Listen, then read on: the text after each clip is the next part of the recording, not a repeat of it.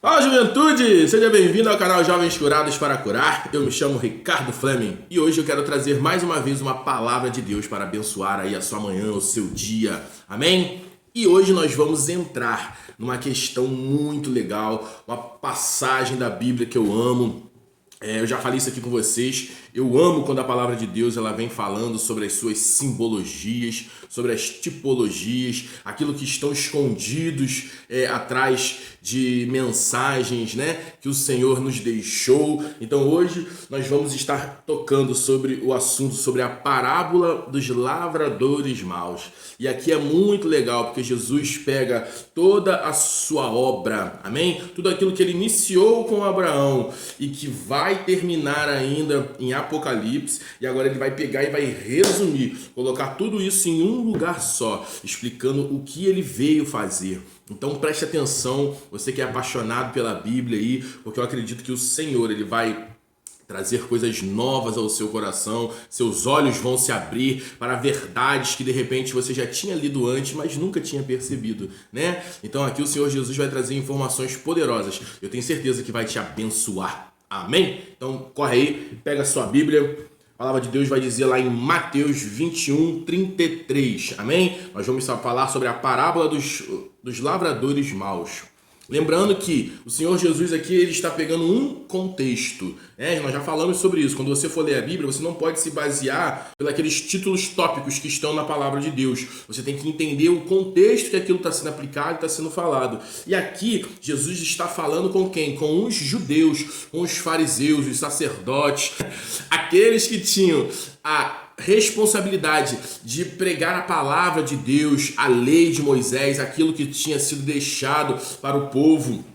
Então, o Senhor Jesus agora vai começar a trazer um entendimento para aquela geração. Ele vai dizer assim no 33: atentai em uma outra parábola. Ele diz: havia um homem dono de casa que plantou uma vinha, cercou-a de uma sébia, construiu nela um lagar, edificou-lhe uma torre e arrendou a outros lavradores. Depois se ausentou do país. Ao tempo da colheita, enviou os seus servos, os lavradores, para receber o fruto de que lhe tocava. E os lavradores, agarrando os servos, espancaram a um, mataram a outro e a outro apedrejaram. E no 36 ele vai dizer: e enviando ainda outros servos em maior número, o trataram-no da mesma sorte. E por último, enviou-lhe o seu próprio filho, dizendo: a meu filho respeitarão. Mas no 38 ele vai dizer: mas os lavradores, vendo os filhos, disseram entre si: este é o herdeiro. Ora, vamos matá-lo e nos apoderarmos de sua herança. E agarrando-o, o lançaram fora da vinha e o mataram. E no 40 ele vai fazer uma pergunta agora: quando, pois, vier o senhor da vinha, que fará aqueles lavradores? Aqui é Jesus perguntando. E depois ele vai dizer no 41, eles respondem: responderam-nos: fará perecer horrivelmente a estes malvados e arrendará, aleluia, a vinha a outros lavradores, que lhe remeterão os frutos nos seus devidos tempos. E no 42 perguntou-lhe Jesus: nunca leste nas Escrituras? A pedra que os construtores rejeitaram, essa veio a ser a principal pedra angular. Isto procede do Senhor e é maravilhoso aos nossos olhos. Portanto, vos digo que o reino de Deus vos será tirado e será entregue a um povo que lhe produzirá os respectivos frutos. E aí no 44 ele vai dizer: todo aquele que cai sobre essa pedra ficará em pedaço, e aquele sobre quem ela cair ficará reduzido a pó. E no 45 ele termina dizendo: e os principais sacerdotes e fariseus, ouvindo esta parábola, entenderam que era a respeito deles que Jesus falava. Aleluia! Glória a Jesus. Irmãos, aqui é tanta coisa rica, tanta informação que o Senhor Jesus vem trazer por meio das parábolas para o meu e o seu coração, para que nós possamos entender essas verdades que aqui estão. Amém? E aqui o Senhor ele começa a trazer um entendimento. Então vamos por partes para a gente poder entender tudo isso aqui. Quem era o povo de Deus? Amém? Vamos construir, antes da gente entrar aqui, vamos fazer um pano de fundo, vamos voltar lá atrás para a gente chegar até aqui. Quem era o povo de Deus? O povo de Deus sempre foram os judeus, os hebreus, porque Deus levanta uma geração a partir de Abraão, vem Abraão, Isaac, Jacó, a descendência de Jacó. Essa descendência de Jacó vai parar no Egito, amém? E lá no Egito eles ficam escravos durante anos e anos. E quando esse povo ele é libertado, aleluia, ele vem em direção à terra prometida. Então esse povo que era a descendência de Abraão, que se tornou os hebreus e que agora são os judeus, esse, aleluia, é o povo de Deus. Esse era o povo de Deus naquele tempo. Os judeus eram propriedades exclusivas do Senhor.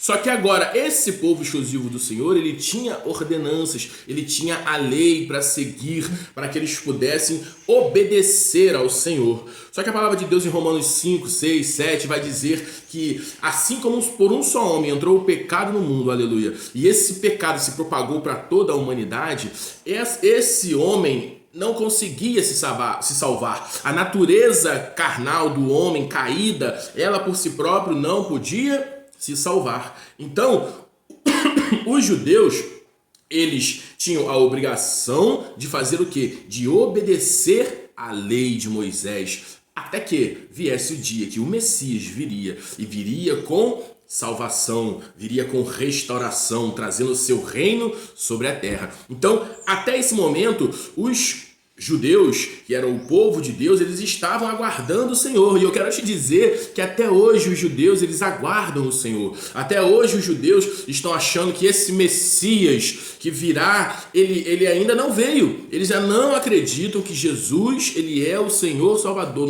O nosso Senhor e Salvador, que Jesus é o Messias. Eles creem que ele ainda virá. Então, nessa passagem, Jesus está falando aqui com eles assim: ei, cabeção, preste atenção numa coisa que eu vou te dizer aqui. Eu estou falando para vocês que eu estou vindo, que eu sou o Filho de Deus, que o Senhor me ungiu para pregoar o Evangelho, curar os enfermos, libertar os cativos. Só que vocês não têm acreditado em nada que eu tenho feito, têm me perseguido, têm me chamado de mentiroso, né? Parafraseando aqui. E agora, no 33, aleluia, vai entrar dentro daquilo que Jesus agora vem falar sobre a parábola, porque ele vai começar a dizer, ele fala: eu vou contar uma história para vocês entenderem o que vocês estão fazendo. E ele vai e começa dizendo assim, havia um certo senhor que plantou uma vinha, amém? E ele plantou essa vinha, e depois que ele planta essa vinha, ele vai arrendar essa vinha a um grupo de lavradores.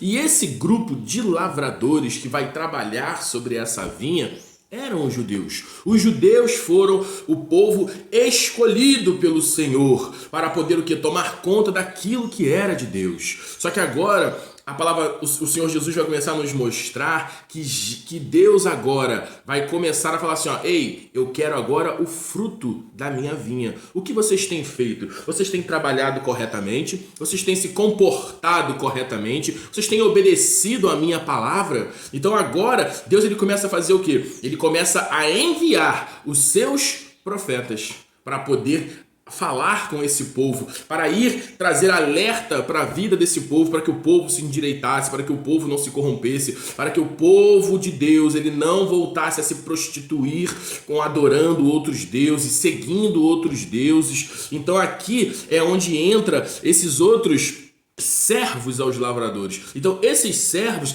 eram quem? Os profetas. Só que a Bíblia vai dizer que os próprios judeus eles mataram, apedrejaram os profetas, não reconheciam eles como uma voz de Deus. Então por muitas e muitas vezes aconteceu isso. Mas agora Jesus vai dizer, mas agora o dono dessa vinha ele vai enviar o seu filho, porque o seu filho, o povo dele vai ouvir, os lavradores, os primeiros arrendadores da vinha, eles vão ouvir o meu filho. Só que o que a palavra de Deus diz? A palavra de Deus já começa a nos mostrar que assim como os judeus rejeitaram os profetas que vieram da parte de Deus, eles também rejeitariam, aleluia, o Senhor Jesus. Porque lá em João, capítulo 1, versículo 9, a Bíblia vai dizer que Jesus veio para os seus. E quem eram os seus? Os seus sempre foram os judeus. Mas a Bíblia diz, mas eles os rejeitaram. E porque eles foram rejeitados, a palavra de Deus vai dizer que agora todos aqueles que me aceitarem, ou em outras versões, me receberem como Senhor e Salvador, agora terão direito de serem chamados de filho? Quantos são gratos por essa obra da redenção do Senhor? Quantos são gratos por esse amor incondicional de Deus que nos classifica e nos coloca igual em todos os parâmetros? Amém? Então aqui o Senhor Jesus ele está dizendo: vocês vão pegar, vão matar esses lavradores, vocês mataram esse meu filho. E agora o Senhor vai fazer uma pergunta para os judeus. E ele vai dizer assim, ó: o que o Senhor dessa vinha fará com esse grupo de lavradores? E eles falam assim: eles vão fazer o que o Senhor vai fazer? Ele vai fazer perecer esse grupo de lavradores horrivelmente e vão entregar essa vinha para outros lavradores que vão... Olha isso, preste atenção, isso é profético. No 41, eu vou ler de novo para vocês entenderem aqui, ó. E responderam-lhe os judeus. Eles dizem assim, ó: fará perecer horrivelmente a estes malvados e arrendará a vinha, aleluia. Qual é a vinha? A obra de Deus. A outros lavradores que lhe remeterão os frutos nos seus devidos tempos. Então, quem é esse outros lavradores que vão agora substituir esse grupo de lavrador que falhou na sua missão? É a igreja do Senhor, é a igreja juventude. A igreja de Deus hoje tomou esse lugar. A igreja do Senhor passou a se tornar, aleluia, esse novo grupo, os filhos de Deus que agora substituíram, aleluia, os judeus. Porque acredite, em Romanos 11 vai dizer que Deus endureceu o coração deles e os colocou de lado. Para quê? Para que pousem ciúme. Porque como eles falharam na sua obra, Deus agora levanta a igreja dele e a sua obra da redenção para continuar o seu trabalho na vinha. E eu quero te dizer que esse trabalho ele ainda não acabou. Eu e você hoje temos o direito e a obrigação, o dever de anunciar esse evangelho, propagar esse evangelho para que Jesus ele volte o mais rápido possível. Ricardo, mas quando que Jesus vai voltar?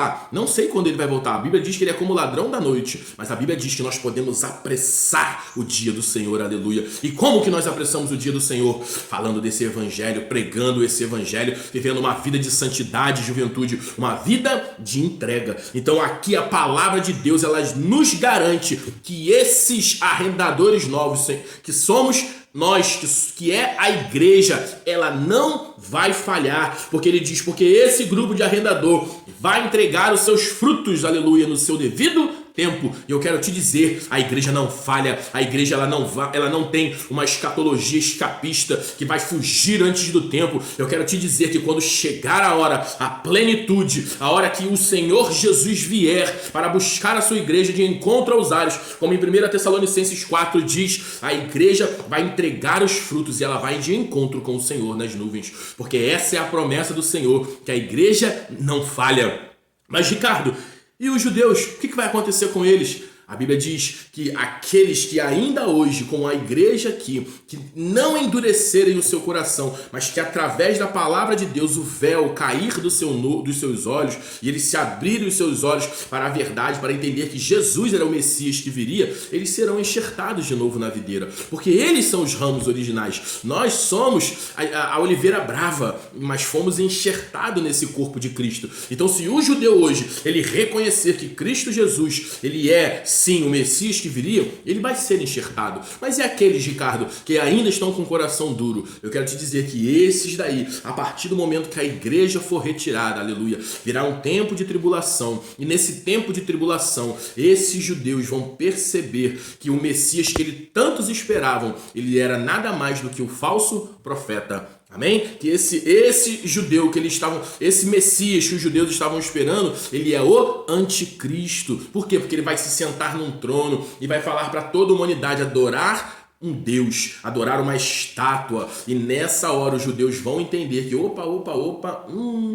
a gente fez besteira aí, porque na verdade era aquele Cristo que veio há mais de 2000 anos, era Ele que era o nosso Senhor e Salvador, era Ele, aleluia, que era o Messias, e nessa hora eles vão converter o seu coração ao Senhor. Tanto que no 45 ele vai dizer que os principais sacerdotes e fariseus, ouvindo esta parábola, entenderam que era a respeito deles quem? Os judeus, aqueles que iriam ser colocados de lado, que eles mesmos falaram que eram os lavradores maus e que o Senhor iria fazer perecer eles. Então eles entenderam que era a respeito deles que eles falavam. Então eu quero te dizer que essas verdades estão aqui, juventude, para que eu e você possamos crer que a igreja não falha, aleluia. Essa parábola, ela nos traz a realidade de que a igreja do Senhor, ela não vai falhar, ela vai entregar os seus frutos. Então, eu quero te dizer que independente da condição que você esteja aí, você pode estar mais ou menos meio barro, meio tijolo, creia que esse Espírito Santo que habita dentro de você, ele é capaz e poderoso, aleluia, para te transformar, como 2 Coríntios 3 diz, de glória em glória. 1 Coríntios 10, 11 diz que aquele que está em pé vigie para não cair. Então eu quero que você esqueça a segunda parte e se atente só à primeira, porque se a Bíblia está dizendo que aquele que está em pé vigie para não cair, então é possível não cair, é possível permanecer em santidade, em integridade. Judas 1, 28 vai dizer que Deus é fiel e justo para vos guardar de tropeçar. É possível viver uma vida de santidade, de integridade ao Senhor, uma vida santa, onde nós seremos introduzidos a cada vez mais nessa presença do Senhor, para que possamos ouvir a voz do Espírito Santo. E acredite, eu tenho falado isso aqui há muitas vezes, virão dias em que o Senhor levantará um exército sobre essa terra, homens e mulheres comuns, não estrelas, homens e mulheres comuns que manifestarão as suas credenciais nessa terra e levarão a pregação do evangelho integral. Mas é o tempo que a igreja acorde, é tempo que a igreja desperte para voltar a viver, para voltar a desejar as manifestações do Espírito Santo.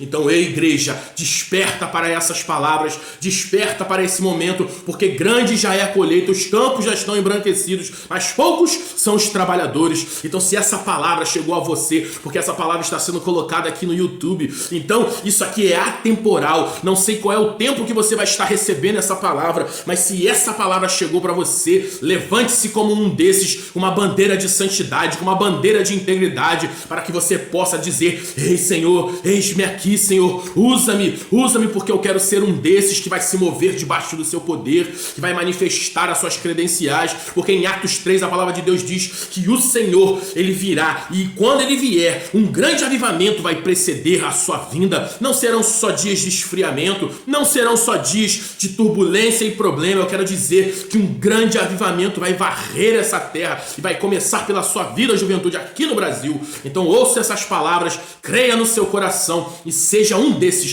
que vão se levantar nesse exército para pregar esse evangelho, para terminar essa obra, aleluia, para que possamos entregar esses frutos em nome de Jesus. Amém? Glória a Jesus.